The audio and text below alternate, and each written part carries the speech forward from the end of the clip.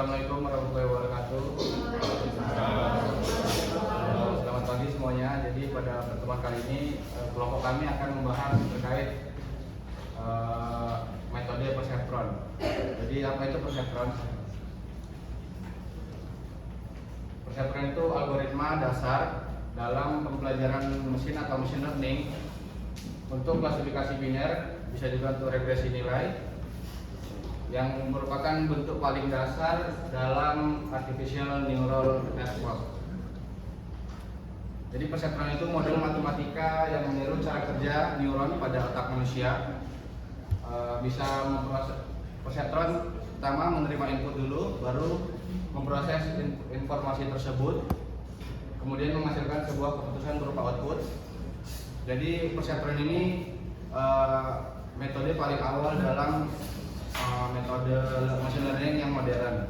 Oke, next slide akan dijelaskan oleh Audi.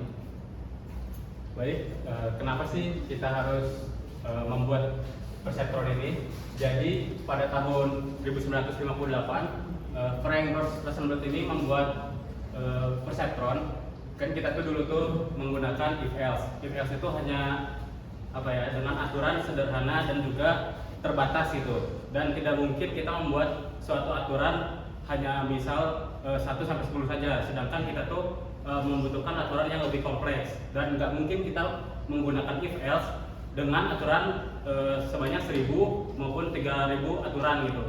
Nah, di sini tuh perseptron itu dibuat dengan model neuron yang bisa mempelajari dari data-data sebelumnya. Dan sekarang pun kita di AI sekarang seperti ChatGPT, terus Gemini, terus juga DeepSeek dan yang lainnya, itu kita masih menggunakan perseptron, namun dalam itu tuh nenek moyangnya lah ibaratnya, itu tuh dari yang pertamanya. Namun sekarang tuh sudah bertransformasi menjadi perseptron yang lebih kompleks. Oke, next. Baik, di sini adalah cara kerja dari perseptron, yang dimana yang pertama itu adalah input. Input itu adalah nilai masukan dari data-data yang ada, misalkan data sensor, terus data warna maupun data yang lainnya, sehingga weight itu dapat memberikan bobot pada suatu input tersebut untuk menentukan suatu kepentingan dari fitur maupun data-data yang telah dimasukkan. Nah, untuk bias sendiri itu seperti menggeserkan atau memfilter fungsi keputusan agar model lebih fleksibel dan lebih akurat dengan data-datanya. Nah, di sini ada summasi fungsi linear yang berfungsi untuk penentuan hasil akhir, dan di akhir nanti ada activation function yang berguna untuk menampilkan hasil dari penentuan hasil ini. Oke, next akan dijelaskan oleh Alif.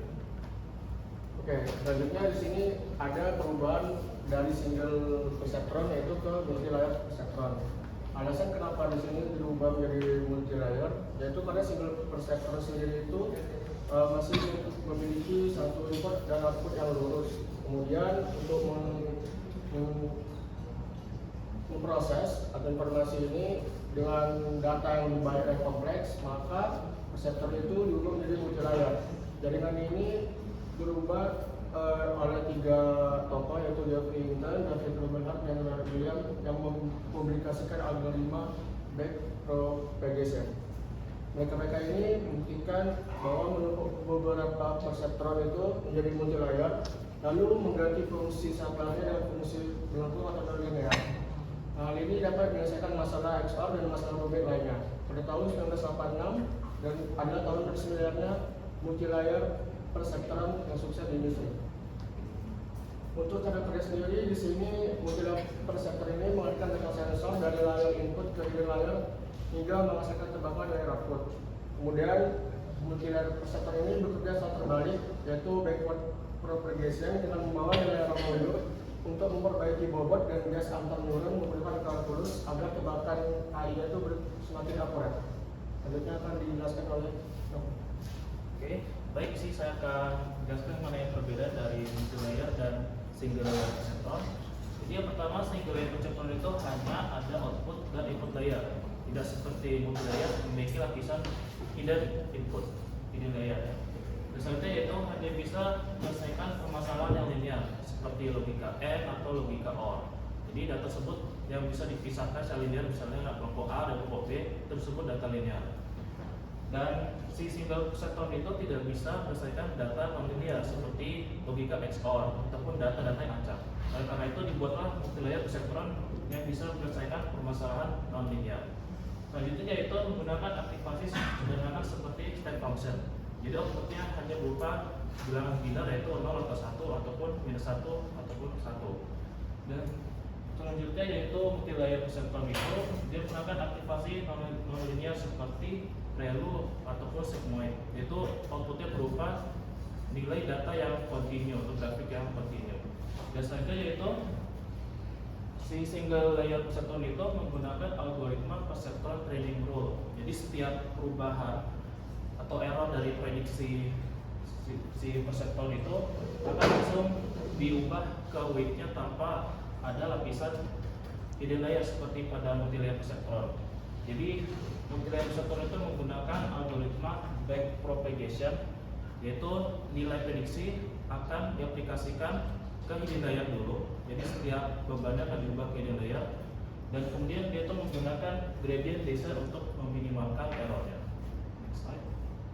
Baik, dari kesimpulan dari single layer dan multilayer perceptron ini adalah multilayer perceptron adalah arsitektur dasar jaringan subtiruan atau ARM feedforward yang menjadi batu loncatan penting bagi pengembangan teknologi kita saat ini, seperti generative AI yang saat kita gunakan ataupun machine learning seperti CNN, YOLO dan sebagainya itu menggunakan basis dari perceptron.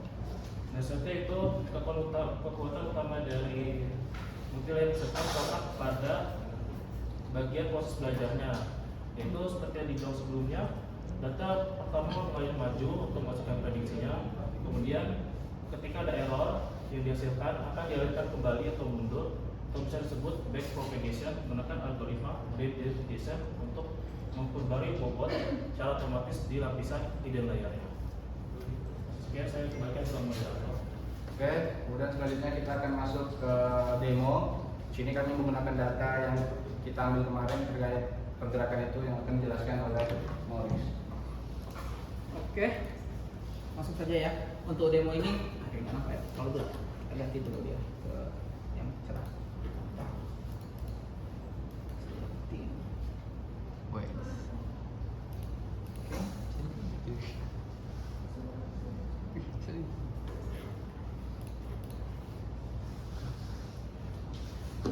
Oke, ini kita kemarin sudah mengambil data ya mengenai pergerakan menggunakan data dari akselerometer yang terdapat pada akselerometer gyroscope yang terdapat pada handphone kita.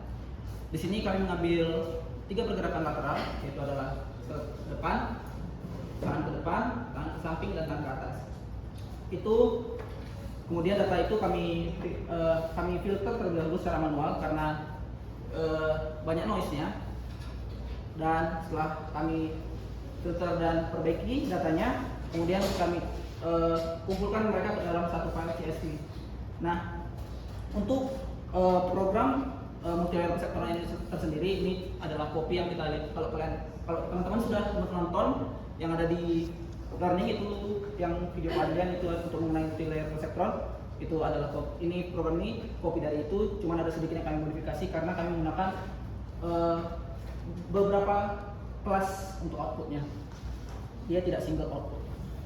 Oke, di sini langsung saja ya. Di sini itu ada, kita panggil library-nya terlebih dahulu, yaitu adalah matplotlib, numpy, pandas. Ini hanya untuk processing matematikanya, dan untuk modelnya tersendiri itu di yang scikit-learn ini, yang model selection influence test, yang MLP classifier ini. Dan untuk preprocessing sendiri kami menggunakan standard scalar dan label encoding. Oke, ini langkah pertamanya itu adalah kita meload terlebih dahulu data CSV yang sudah kami buat. Dapat lihat di sini itu adalah terdapat 7 kolom dan banyak baris. Itu ada sekitar 11.879 baris. Ini adalah total data yang diambil dari beberapa orang. Di sini ada gambar data paling atas. Itu ada sumbu X, sumbu Y, sumbu Z, dan label dia sedang apa, orangnya siapa, dan apa yang gerakan akan dilakukan. Selanjutnya adalah distribusi. Kami menghitung terlebih dahulu berapa distribusi labelnya. Dapat dilihat pada hasil dari distribusi label ini tersendiri, itu label diam itu sangat banyak ya, karena start condition itu selalu diam terlebih dahulu, atau posisi awalnya itu adalah posisi paling bawah atau diam. Karena dia orangnya banyak, itu adalah data paling banyak. Kemudian depan, atas, dan samping. Untuk data yang paling banyak terambil sendiri itu adalah dari Dimas, itu ada sekitar 4.730 data, kemudian Nopal, kemudian Alif. Ini kenapa deviasinya cukup besar? Karena jujur itu datanya kemarin agak rusak, jadi banyak yang dipotong dan banyak yang dihapus dari data aslinya. Oleh karena itu ini mungkin salah satu ini ya minus dari cara kami melakukan mulai dari pengambilan data dan bisa jadi dari device itu sendiri. Dan ini adalah distribusi pergerakannya. Bawah depan paling banyak itu dari bawah ke depan paling banyak, kemudian bawah atas dan bawah samping juga deviasinya agak banyak, penyebaran datanya juga tidak rata gitu. Oke, ini mungkin grafik ya, grafik distribusinya. Kalau teman-teman bisa lihat sendiri itu diam paling banyak, kemudian depan, kemudian atas, samping. Dan orang-orangnya siapa aja yang inilah tadi. Ini anggap aja visualisasinya dari data yang aku sebutkan tadi itu. Oke, kemudian ini fitur itu kami kan tadi kita ada sumbu X, sumbu Y, dan sumbu Z ya. Itu adalah fitur yang kami gunakan sebagai layer input nanti, yang dimana nanti kemudian layer-layer input tersebut akan masuk ke dalam layer. Nanti kita akan sampai ke sana. Untuk sekarang cuma perlu tahu kalau kami menggunakan 3 fitur dan ada 4 label unik, yaitu atas, depan, diam, dan samping. Nah, di sini kan melakukan sedikit preprocessing, yaitu adalah encoding label tadi menjadi dari string menjadi integer. Kenapa? Karena ini lebih mudah. Karena string ini kan angka biner yang sangat besar ya. Jadi diubah ke dalam menjadi integer supaya agar lebih mudah untuk melakukan training nanti.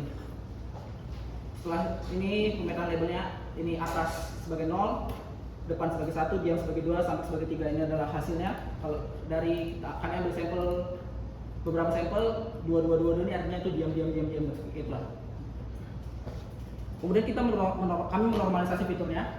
Kan tadi kan dapat kita lihat ya, kalau kita kembali ke atas ya, itu kita ke atas ini GF, contohnya ambil sumbu X itu sampai 1000, 2000, sampai banyak lah. Pokoknya deviasinya itu antara 0 sampai 10.000. Nah, ini agak susah untuk training NLP nanti karena itu sangat besar ya. Ini ada bekas komennya. Nilai mentah itu sekitar sampai situ agak memperlambat konvergensi dan memperburuk pelatihan nanti. Oleh karena itu kami menggunakan standar scaler ini untuk mengubah mean dan standar deviasinya menjadi lebih kecil. Ini 0 dan 1. Kemudian ini yang kami ambil dari apa? Oh, ini adalah test transcript-nya. Di sini kami mengambil 85% untuk train dan validasi dan 15%-nya lagi itu adalah untuk tesnya. Oke, langsung kita lihat saja. Ini adalah sampel yang kami penyebaran sampelnya.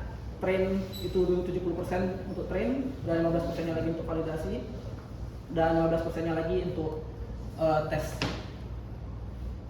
Oke, ini distribusinya lah ya. Distribusi labelnya ini kami usahakan serata mungkin. Cuman seperti yang tadi kita bahas, itu dia yang paling banyak. Jadi agak-agak banyak lah dia, sampai 4.000. Dan ini yang kami ambil dari video Pak Adrian itu untuk mengenai setting MLP classifier. Ini kami manggil MLP classifier itu, kemudian argumen-argumennya ini kami buat seperti demikian ini. Sedemikian rupa, itu adalah 3 hidden layer dengan masing-masing layernya itu memiliki node beberapa node. Ya, untuk hidden layer pertama itu 128 node, kemudian hidden layer kedua itu 64 node, dan hidden layer ketiga itu ada 32 node. Untuk aktivasi hidden layer ini kami menggunakan Relu, kemudian solvernya itu Adam. Ini sebentar, ini aku udah lupa kepanjangannya apa, nanti kita bahas aja ya. Dan sebagainya ya. Dan iterasinya itu 500 iterasi, dan ini artinya no change ini adalah kalau dia sampai 10 tidak ada, sampai 10 iterasi dia tidak ada perubahan, itu adalah state finalnya. Oke. Ini adalah setting modelnya lah ya. Jadi dia ada 3 hidden layer, 128, 64, 32, aktivasinya Relu, solvernya itu ada. Dan oh ya tadi udah dibahas nggak ya softmax belum ya? Dan untuk outputnya itu ada ini, kami menggunakan softmax untuk nanti kita bahas aja. Ini dia proses trainingnya. Dia setelah iterasi itu 25, dia tidak ada perubahan lagi. Selama 10 epoch dia tidak ada perubahan lagi dan pelatihan itu berhenti. Ini ada kurva loss-nya. Jadi kalau kurva loss ini dia, kalau dia yang bagus itu dia mirip-mirip kayak gini. Dia itu ke bawah dan tidak mendadak gitu. Kemudian dia bakalan linear. Oke. Selanjutnya itu adalah proses evaluasi pada set validasi kita.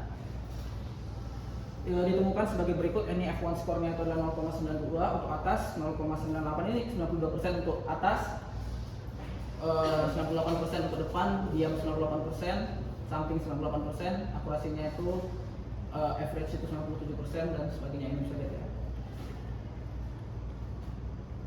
Dan ini untuk contribution matrix tidak sempurna. Kurang zoom ya. Apa enggak? Enggak nampak. Susah deh. Ini harus run, tapi enggak nampak ya. Sabar ya. Clear.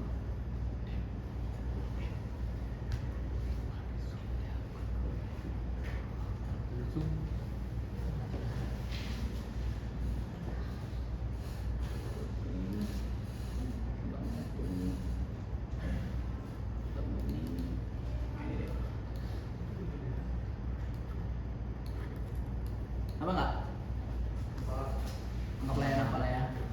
Aku jelasin juga kok. Oke. Jadi ini adalah F1 skornya, tidak sempurna. Tidak sempurna dapat dilihat itu ada beberapa yang dia ada beberapa yang miss dari mana dia yang seharusnya. Cuman untuk dengan dataset seperti ini sekitar 96% dia sudah cukup baik dan bisa dipakai lah intinya ya. Ini tahu ya cara kerja confusion matrix ya. Dia kalau terhadap X dan Y-nya, contohnya ini atas, kita ambil atas. Ini atas, ya kan? Ini atas, kita tengok X atas, ya kan? Sama nggak dia dengan Y atas? Oh ini sama, oke berarti udah oke lah dia. Tapi kalau dia misalnya atas, tapi dia dibilang diam, nih Y-nya diam, X-nya diam, tapi Y-nya dibilang atas, nggak pasti ya, nggak bisa itu. Itulah ya mengenai confusion matrix, aku harap mengerti lah, udah berkali-kali ya.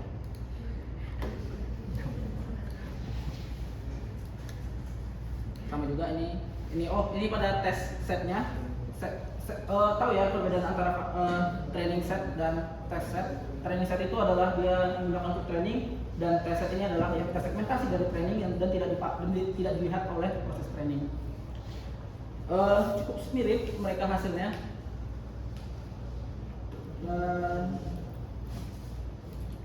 Oke, udah lah ya. Next itu, sabar. Confusion matrix udah. Oh, ini akurasi per kelas. Oh, udah tadi ya. Oh, belum. Ini hasil dari training tadi kita dapat melihat akurasi per kelasnya berapa. Atas 89%, depan 97%, diam 99%, samping 96%. Dapat kita lihat dari hasil ini, diam itu 99%. Kenapa? Karena dia paling banyak datanya, semuanya mulai dari diam. Sedangkan kalau yang posisi akhir itu datanya sangat sedikit. Ini mungkin, kita bahas dulu atas ya. Atas itu 89%, kenapa dia paling kecil ya? Karena dia itu Dimas, sebenarnya harusnya kan ada 3 ya, 3, tapi cuma aku potong dia banyak.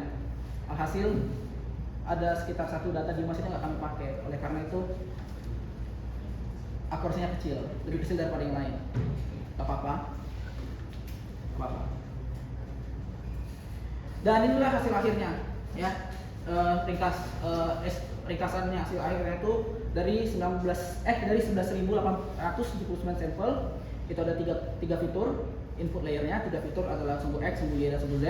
Dan dari kelasnya ada atas, depan, diam, samping. dan sampel-sampelnya dapat lihat seperti sini. Arsitektur, oke. Akurasinya itu 96,91%, akurasi tesnya itu 96,91% sama. Nah, itu dia mengenai aku tunjukin lah demo dulu lah. Kita demokan mengenai bagaimana sih, apa sih? Oke, kita udah dapat nih hasilnya sekian. Bagaimana implementasinya gitu loh. Ini kan teoritikal aja ya istilahnya. Bagaimana cara pakainya ini, kondisi pakainya itu gimana sih? Apa yang enak dulu? Oh ini lah. Interaktif NLP point.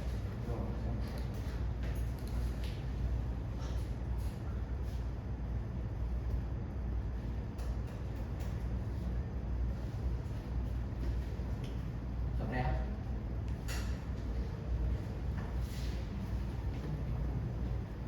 Oke, ini ada tiga fitur tadi kan, X, Y, dan Z. Dan ini adalah prediksinya. Sekarang dia prediksinya itu diam, ya kan?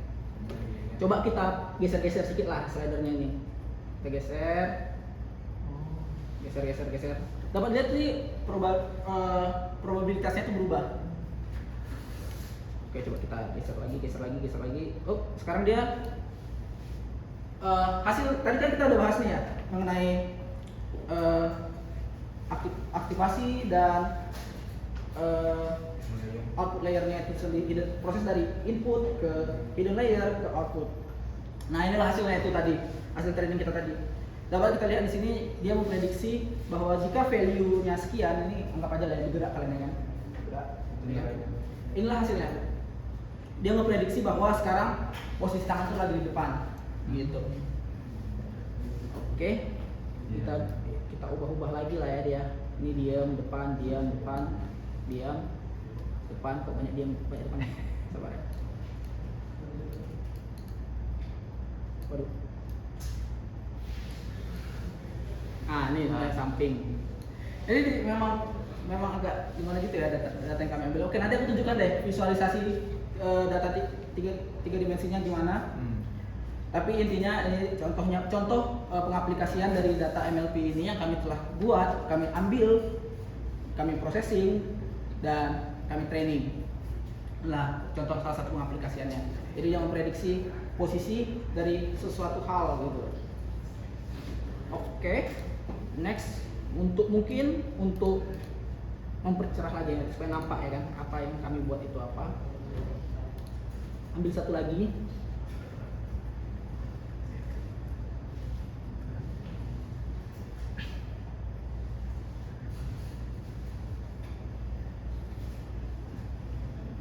Sabar ya.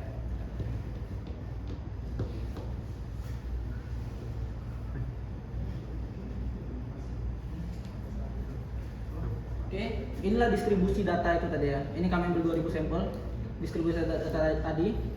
Dapat lihat kan? Ini orangnya diam nih kan? Orangnya diam. Itu yang diam tuh yang di tengah-tengah, yang pojok situ pojok. Ya kan diam, baru dia tangannya ke depan, kanan, baru ke atas. Ini dia. Baru ini setelah lakukan area klasifikasi. Ini adalah area klasifikasinya yang dimana confidence-nya itu setidaknya di atas 80%. Agak makin banyak datanya karena dia mengisi yang ruang-ruang yang kosong itu. Dan ini dia data yang dilengkapi lah. Jadi makin banyak kan dia kan, makin banyak dia makin mengcover banyak ruangan. Tetapi seperti tadi ya kan, confidence-nya masih 96%. Ada beberapa outlier lah istilahnya. Contohnya kayak gini lah. Ini atas, jauh kali dari atas ya, kalau atas ini ya. Gitulah dia ya. Mengenai cara bagaimana kita menggunakan MLP classifier. Mau lihat hitungannya lagi ya? Hitungannya lagi, sabar, kita buka. Ini ya. Buka. Ini ya, ini.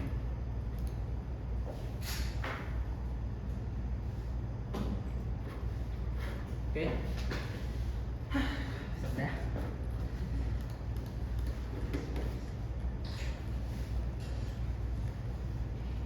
Ini udah tadi ya didefinisikan, kita bahas tadi mengenai eh, apa namanya, input layer, hidden layer, dan output layer kita. Jadi tampilannya gini ya, node-nya itu anggap aja lah itu 128 itu ada 128 ke bawah, ini dipersimpel aja. Jadi dari input ini ada fx, fy, fz, dia masuk ke dalam hidden layer pertama itu berjumlah 128 nodes. Kemudian dia melakukan processing menggunakan weights dan bias yang sudah diatur dari back propagation nanti. Kemudian masuk ke hidden layer kedua, hidden layer ketiga, sampai mendapatkanlah output yang sesuai. Dari mana note ini? Misalnya ini kan Y1 nih atas, diem, atas, depan, samping. Jadi misalnya kalau nanti ini dia 57%, 0,57 di atas, oh berarti atas lah itu berarti. Gitu. Itulah dia cara dia belajar, istilahnya belajar. Oke, untuk tipasi relu itu sendiri,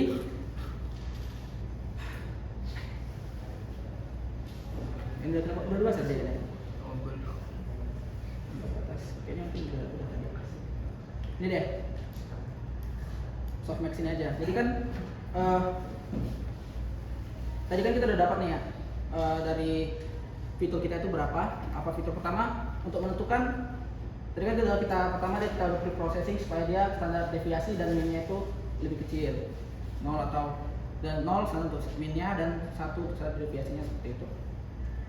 Kemudian dihitunglah menggunakan pada layer output, nanti kan ada processing itu pada hidden layer, nanti semuanya itu pada layer output menggunakan aktivasi softmax ini, dimana eksponen dari z itu adalah fitur tadi, ke i itu adalah fitur apa, untuk dilakukan z ini itu output ya, sorry. Oke lah, gini lah ya. Jadi intinya itu adalah cari dulu eksponen dari outputnya itu, nilai output tadi eksponennya berapa. Pada Z itu adalah kelas dari output layer, I itu adalah output layer keberapa, node keberapa, dan kita setelah ditemukan eksponennya itu sendiri, contohnya ini kami ada kan tadi kan 4 nodes ya, 4 node pada output layer itu, misalnya pada node 1 itu nilainya 2, node 2 nilainya 1, node 3 itu nilainya 0,5, dan node 4 itu nilainya 0,1. Cari eksponennya dari nilai itu berapa, dapatkan value sedemikian rupa, kemudian disamkan mereka semua untuk menemukan nilai sum ini. Kemudian dibagikan dengan eksponennya tadi, diperolehlah value-value berikut. Contohnya untuk node 1 itu dia 0,574, node 2 itu 0,21, 0,128 itu node 3, dan 0,086 untuk node 4. Jadi kalau ini kan jadi bisa yang probabilitas paling tinggi itu berarti pada node 1 ya, 57%. Jadi gitulah dia mengambil decision makingnya. Next. Ini ya, tadi ini aku jelasin normalisasi itu. Apa ya? Oh ini tadi udah, ini scalingnya tadi, cara bagaimana kita melakukan scaling. Oke, ini udah tadi, ini juga udah. Bentar ya. Ini udah, ini penjelasan yang udah kasih. Ada yang udah ya? Ada yang udah.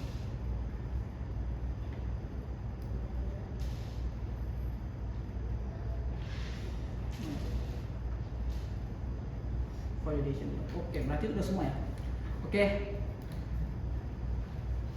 itulah itu, baiklah ya. Itu teman-teman mengenai bagaimana processing dari input masuk ke dalam hidden layer dan dari outputnya. Jadi memang agak membingungkan ya, saya pribadi masih agak bingung sebenarnya, masih banyak yang kurang pahamnya karena lumayan kompleks bagaimana hidden layer ini menentukan weights dan biasnya. Oleh karena itu tidak apa-apa jika teman-teman sekalian anggap kalau nggak paham, setidaknya tertarik atau setidaknya sudah tahu bagaimana prosesing MLP ini sendiri. Mungkin sekian, terima kasih. Oke.